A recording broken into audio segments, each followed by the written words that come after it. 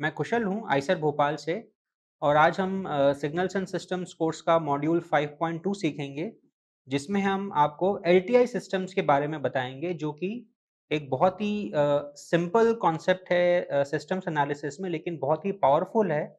क्योंकि जैसा हमने आपको पिछले मॉड्यूल में बताया था कि कई सारे जो जनरल टाइप के सिस्टम्स होते हैं जो कि नॉन लीनियर हों और काफ़ी कॉम्प्लिकेटेड सिस्टम्स हों, उनको आप एलटीआई सिस्टम्स की मदद से अप्रॉक्सीमेट कर सकते हैं और बड़ी आसानी से एक स्टैंडर्ड मैथमेटिकल फॉर्मूलेशन को यूज़ करके आप उसके प्रॉपर्टीज़ और बिहेवियर के बारे में इन्फ्रेंसेस निकाल सकते हैं। तो आइए देखते हैं क्या होता है ये एलटीआई सिस्टम।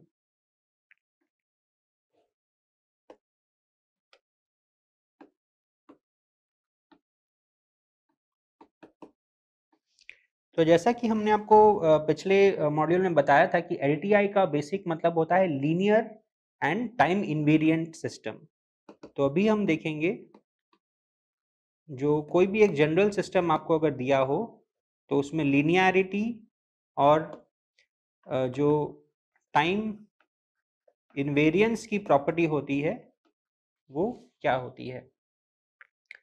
तो लीनियरिटी प्रॉपर्टी जो होती है वो अगेन बहुत ही सिंपल सा कॉन्सेप्ट है, लेकिन बहुत पावरफुल है। इसके इम्प्लीकेशंस बहुत प्रोफाउंड होते हैं।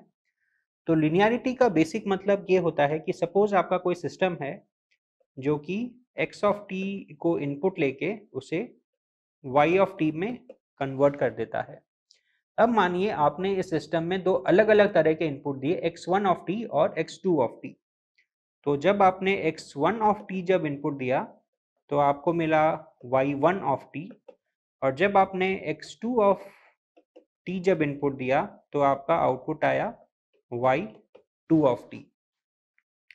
तो लीनियर का मतलब ये होता है कि अगर आप इनपुट को अगर लीनियरली सुपरपोज करें तो आपका आउटपुट भी लीनियरली सुपरपोज हो जाना चाहिए। यानी कि अगर आप लेते हैं a टाइम्स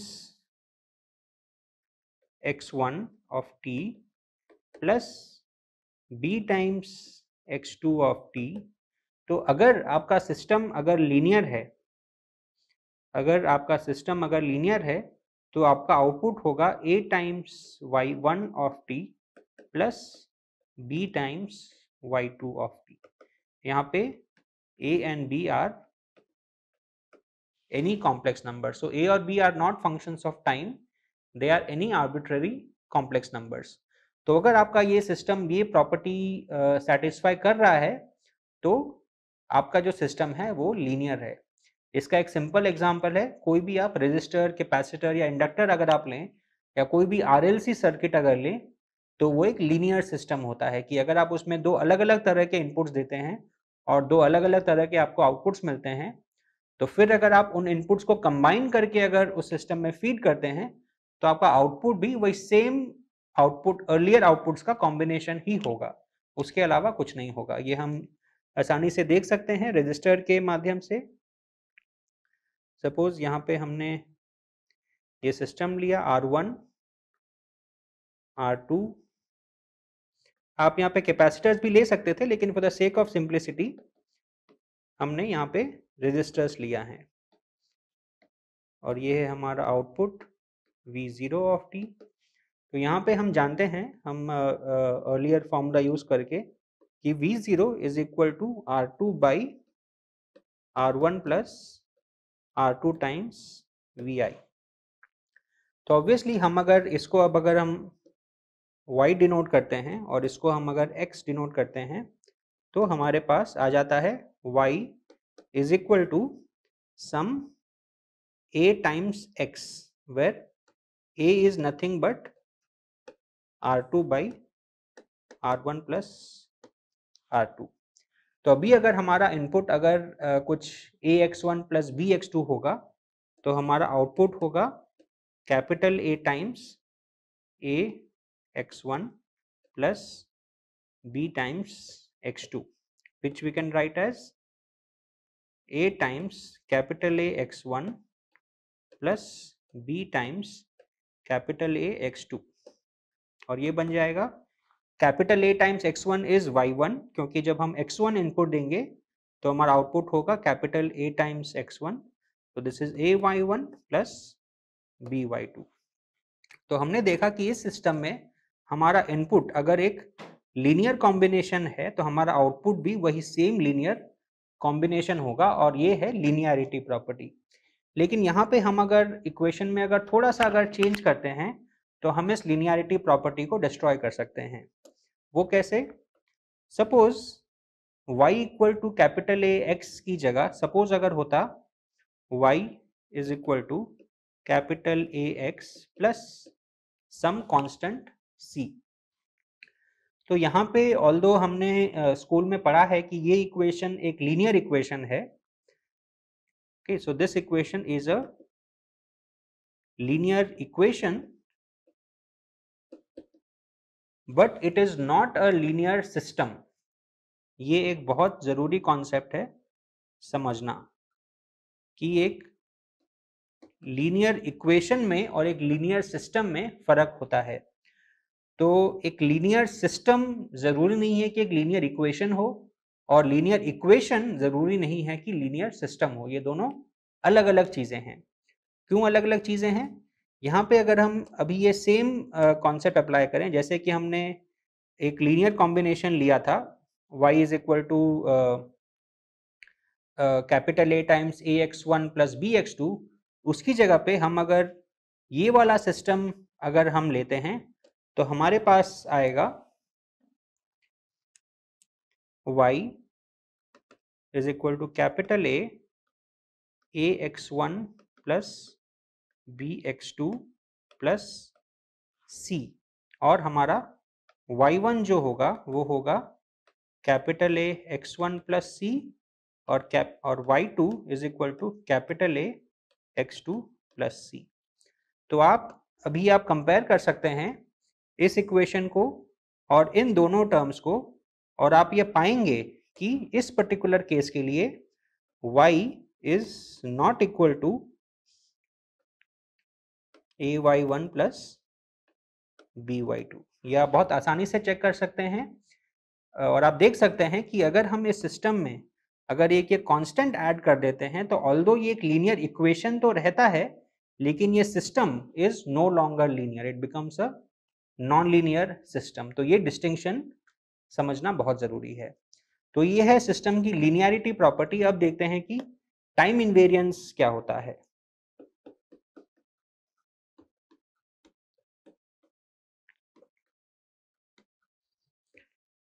एक सिस्टम को हम टाइम इनवेरिएंट तब बोलते हैं जब ये फर्क नहीं पड़ता कि वो हम इनपुट किस टाइम पे दे रहे हैं। यानी कि अगर हमारा इनपुट अगर x ऑफ t है और उसके लिए हमें आउटपुट अगर y ऑफ t आ रहा है, तो हम अगर इस इनपुट को अगर थोड़ा शिफ्ट कर दें by a time t naught, तो हमारा आउटपुट भी शिफ्ट हो जाएगा by the same time t not. उसमें कोई फर्क नहीं पड़ेगा। यानी कि सिस्टम को उस एक्चुअल टाइम से कोई फर्क नहीं पड़ रहा है जब आपने इनपुट देना शुरू किया। और ये इनपुट ऑब्वियसली आप फॉरवर्ड टाइम में आप शिफ्ट कर सकते हैं या बैकवर्ड टाइम में भी शिफ्ट कर सकते हैं, उससे कोई फर्क नहीं पड़ता। यानी कि जो टी नॉट है वो कोई भी रियल नंबर हो सकता है, positive negative it doesn't matter. तो अगर कोई सिस्टम अगर ये प्रॉपर्टी अगर सेटिस्फाई कर रहा है तो हम उसे टाइम इनवेरिएंट सिस्टम कहते हैं। अब टाइम इनवेरिएंट सिस्टम्स के कुछ एग्जांपल्स क्या होते हैं? सपोज अगेन हमने जो वही पिछले प्रॉपर्टी में देखा, when the we studied the property of linearity, तो वहां पे हमने एक y is equal to ax system लिया था। अब यहाँ पे ऑब्वियसली आप देख सकते हैं कि ये एक लीनियर सिस्टम भी है और एक टाइम इनवेरिएंट सिस्टम भी है, क्योंकि अगर x ऑफ t से हमें अगर y ऑफ t मिल रहा है which is equal to a times x of t, तो आप अगर इस इनपुट को अगर आप डिले करेंगे तो आपका जो नया आउटपुट है वो भी will simply be equal to a times x of t minus t naught. तो इसे हम अगर y प्राइम अगर लिखते हैं, so this is equal to y of t minus t naught, जहाँ पे y of t naught was this earlier input earlier output that we got. तो ये एक बहुत ही सिंपल सिस्टम है जो कि टाइम इन्वेरिएंट है। तो अगर एक सिस्टम हमारा लीनियर भी है और टाइम इन्वेरिएंट भी है तो उसे हम कहते हैं LTI सिस्टम,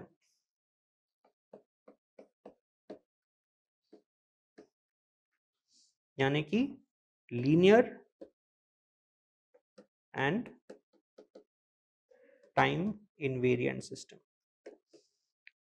अब इस सिस्टम के टाइप्स क्या होते हैं या क्या क्या प्रैक्टिकल एग्जांपल्स है जहां पे हमें इस तरह के LTI सिस्टम्स मिलते हैं। तो जैसा कि मैंने बताया कि जो जनरल जो रियल लाइफ सिस्टम्स होते हैं वो नॉन लीनियर होते हैं, लेकिन हम उन्हें as a LTI system approximate कर सकते हैं। और जो ये अप्रोक्सीमेशन है ये कई पैरामीटर वैल्यूज के लिए सही काम करता है। तो जो लीनियर सिस्टम LTI सिस्टम के जो बिहेवियर है, जो हम उसके मैथमेटिकल इक्वेशंस को सॉल्व करके इन्फर करते हैं, वो उस जनरल सिस्टम के लिए भी काम करता है।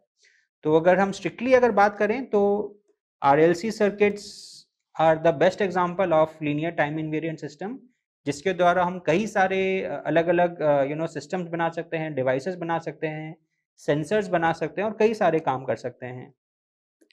फिर जो हमारे रोबोटिक्स में जो हमारे अलग अलग तरह के रोबोट्स होते हैं, कंट्रोल सिस्टम्स होते हैं, वो भी हम LTI सिस्टम के माध्यम से हम मॉडल करते हैं, उन्हें अप्रॉक्सीमेट करते हैं। और वो अप्रॉक्सीमेशंस काफ़ी हद तक भी सही काम करते हैं, अनलेस आप कोई बहुत ही एक स्पेशल केस अगर स्टडी करना चाहते हो। फिर जैसे इलेक्ट्रॉनिक्स में एक BJTs का कॉन्सेप्ट होता है, बाइपोलर जंक्शन ट्रांजिस्टर। तो ट्रांजिस्टर्स यूजुअली तो नॉन लीनियर होते हैं स्ट्रिक्टली स्पीकिंग, लेकिन वंस अगेन आप इन्हें as a linear time invariant system approximate कर सकते हैं। और वो अप्रॉक्सीमेशंस आर फेयरली गुड अगर आपका जो इनपुट वोल्टेज है वो उसकी जो मैग्नीट्यूड है वो अगर एक थ्रेशोल्ड से कम है। अगेन आपके जो वायरलेस और वायर्ड कम्युनिकेशन चैनल्स होते हैं,